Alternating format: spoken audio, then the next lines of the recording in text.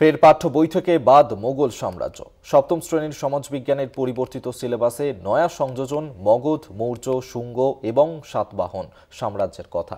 চলতি শিক্ষাবর্ষ থেকেই সিলেবাসে বদল আনছে এনসিইআরটি। সিলেবাসে যুক্ত হয়েছে কুম্ভ মেলার প্রসঙ্গ।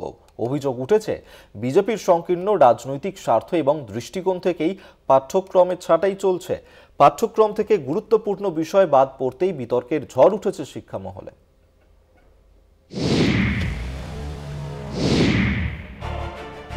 ফের পাঠ্য বইয়ে পরিবর্তন করল এনসিইআরটি বা national council of educational research and training. পরিবর্তিত পাঠ্যক্রম থেকে বাদ পড়ল দিল্লির মুঘল এবং সুলতানি সাম্রাজ্যের ইতিহাস।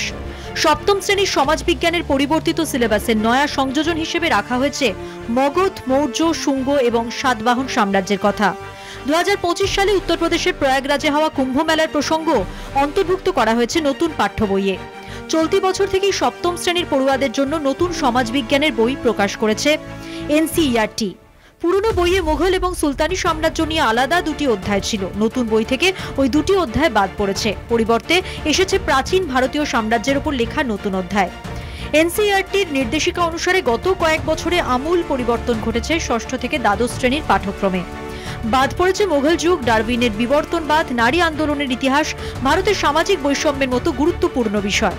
প্রতিটি গুরুত্বপূর্ণ বিষয় পাঠ্যক্রম থেকে বাদ পড়ার পরই বিতর্কের ঝড় উঠেছে শিক্ষা মহলে।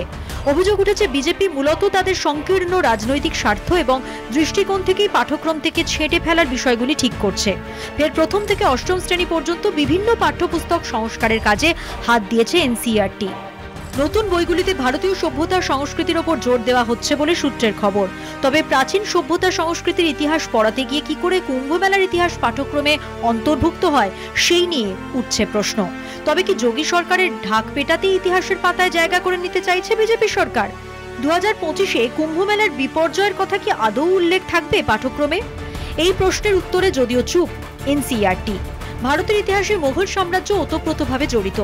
সেখানে শুধুমাত্র রাজনৈতিক স্বার্থ চরিতার্থ করতে ইতিহাস বাদ দেওয়ার ঘটনায় নিন্দার ঝড় উঠেছে শিক্ষা মহলে। কলকাতা টিভি।